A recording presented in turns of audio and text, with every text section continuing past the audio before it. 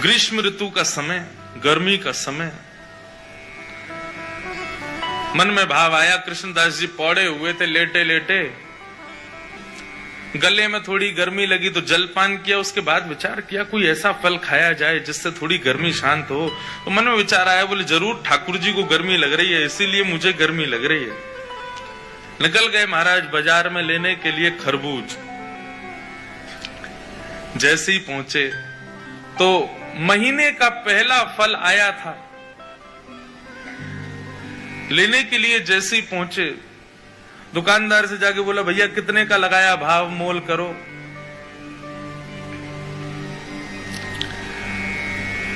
दुकानदार ने जो भी भाव था उसका 1 रुपया 2 रुपया बताया। बोले इतने का है, लो।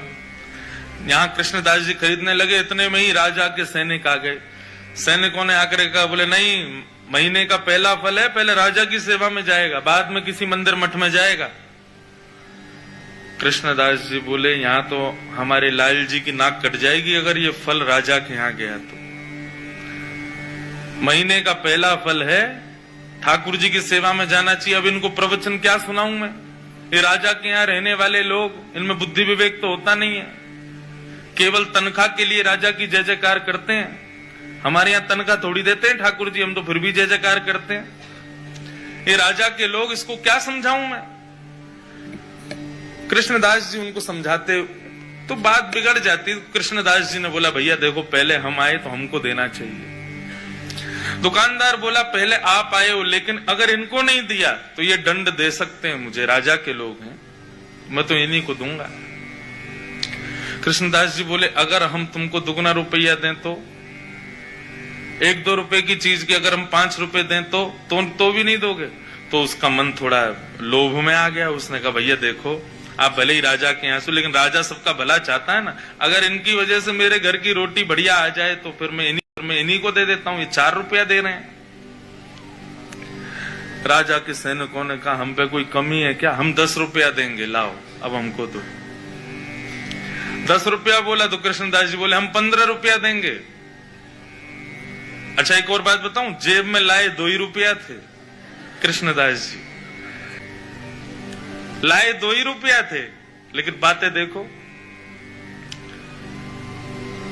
सैनिक बोले भाई राजा की नाक कटेगी, सुनो 20 रुपया देंगे, फल हमको दो। कृष्णदास जी बोले 25 देंगे, बिना विचार किए हमको दो। करते करते करते महाराज मोल पहुंच गया 90 रुपए पे। कृष्णदास जी सीधे बोले हम 100 रुपया देंगे, अब तो हमको देना ही पड़ेगा। फल वाला सोच रहा है ये जल्दी ले में, और मैं यहां से जाऊं, मेरी तो छुट्टी, अब तो 1-8 साल अगर दुकान नहीं भी लगाऊंगा तो चलेगा, 100 रुपया मिल रहे हैं, उस समय बहुत होते थे। जब 100 रुपए पर अंक पहुंच गया कृष्णदास जी का,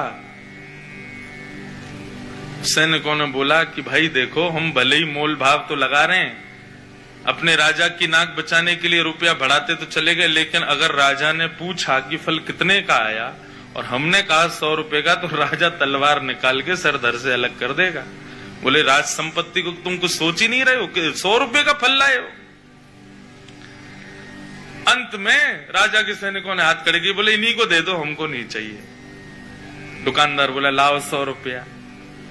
कृष्णदास जी बोले देख भाई, तू मोल निकाल के, तू ये फल निकाल के रख दे, बस हम लेके आ रहे हैं, चाहे कैसे भी लाएं लेके आएंगे, लेकिन इसको रख दे।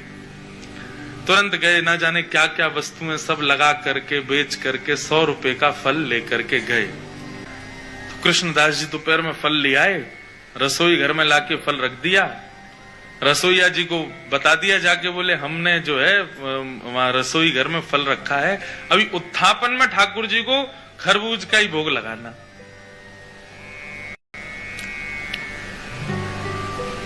कृष्णदास जी बड़े प्रसन्न थे कि भैया महीने का पहला फल ठाकुर जी की सेवा में आएगा, ठाकुर जी पाएंगे, आनंदित हो जाएंगे। रसोईया स्नान ध्यान करके जैसे ही रसोई घर में गए, पूरी रसोई खोज ली, लेकिन महाराज फल नहीं मिला, कोई ले गया उसको वहां से। बाहर आके कृष्णदास जी से कहा, बोले कि कृष्णदास जी अंदर तो फल है ही नहीं। बोले अरे मैंने वहीं रखा है। बोले मैंने देख लिया, कहीं भी नहीं है। सब जगह खोज लिया महाराज, फल तो कहीं चला गया, उसको कोई और ले गया।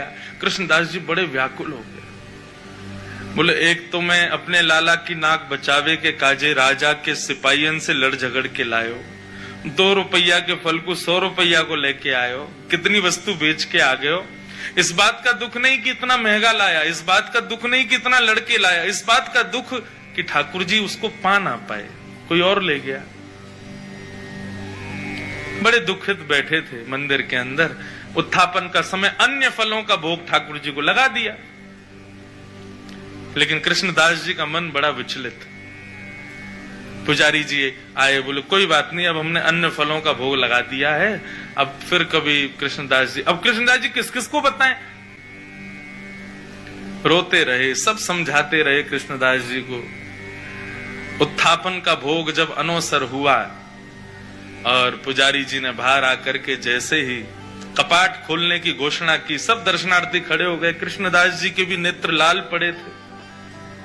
जैसे ही कपाट खुले तो क्या पाया, ठाकुर जी के उर्ध बाहु के ऊपर वही फल रखा जाता जो कृष्णदास जी लेकर के आए थे। रसोईया लाता उससे पहले ठाकुर जी रसोई घर में जाके ले आए उस फल को और अपनी भुजा में ला करके धारण कर लिया। जैसे ये दृश्य कृष्णदास जी ने देखा, मूर्छित हो गए।